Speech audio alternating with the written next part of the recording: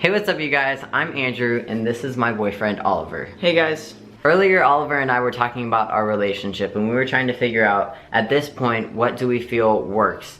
And we found 3 rocks or rules, I guess you could say, that have been working for us really well, and so we just wanted to share that with you guys. So the first thing that we do is we don't seek outside counsel, and what I mean by that is we don't ask other people for advice in our relationship. So if I was feeling a certain way, I would never go to one of my best friends and talk to them about it at all. Venting. Yeah, I would never vent or whatever you might want to call it towards anybody but Andrew. I would just want to come to you about how, if it's a feeling I'm having towards us, about you, it should only be communicated between us to you. Nobody else should be involved. Right, and the reason why this is so important is because what you don't realize is when you're venting to your friends and you're telling everybody like, oh, Oliver did this or Andrew did this and it's getting on my nerves, or they have this habit, or they hurt my feelings when they said that, or whatever it is you're involving that person. Whether you want to believe that or not, you're opening that person to like put input into your relationship. And like the more people you have in your relationship, it's hard enough to make 2 people work and agree on things. When you add 6 other people, it just makes it really frustrating. And I personally feel like it brings distrust to the relationship because it's disrespectful to talk about your partner and like in a negative light to other people.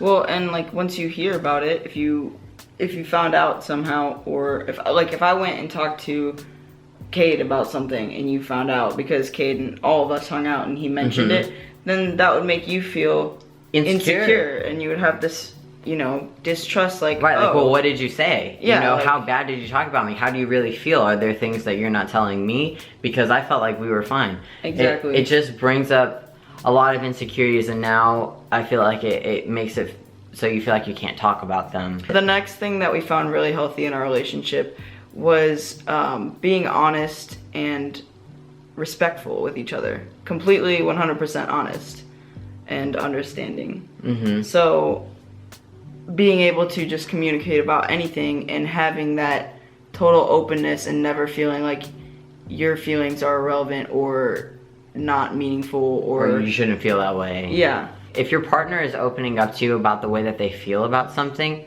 it's not your job to get defensive about why you did that to cause that feeling. It's your job to understand why they're feeling that and try to prevent it. So if Oliver says to me, hey, you did this and made me feel that way, I'm not going to say, well, I did this because blah, blah, blah. I'm going to say, I'm really sorry. What can I do to make you feel less insecure about that? Or what can I do to prevent that from happening again?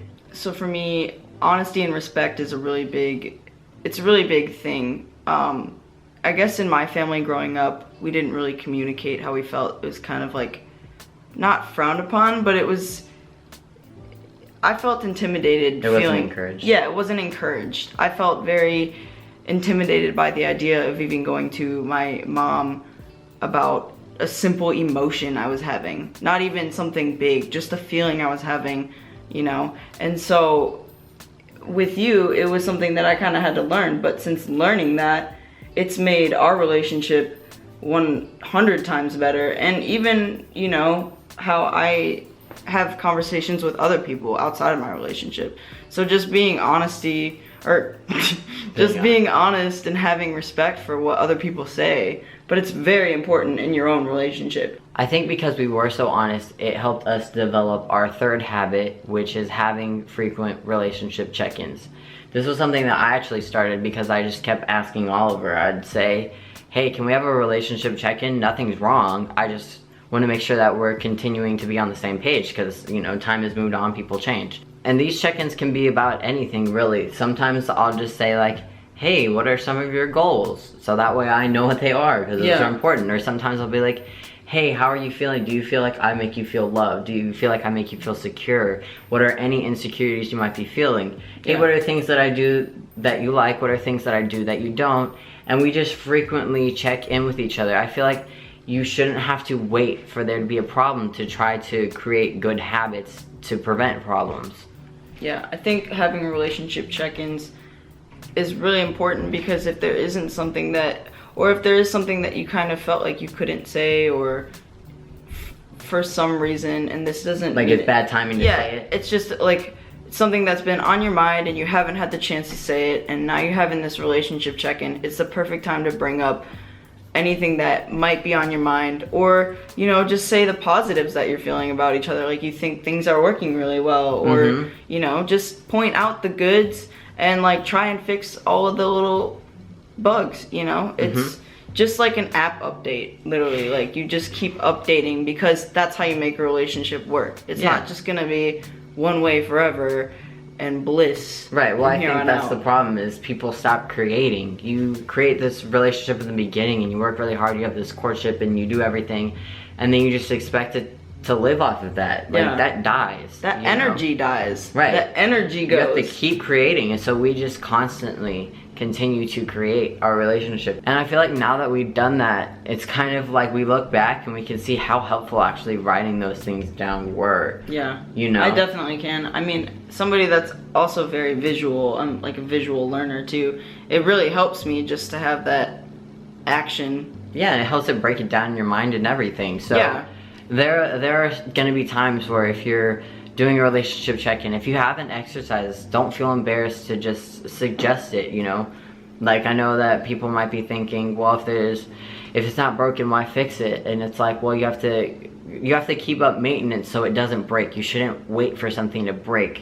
Like an oil change. Don't wait until it's too late to get your oil changed. Right. Just do it do it twice a year and you're fine. Right, my view is, why wait till it's broken? Exactly. You know? Perfect.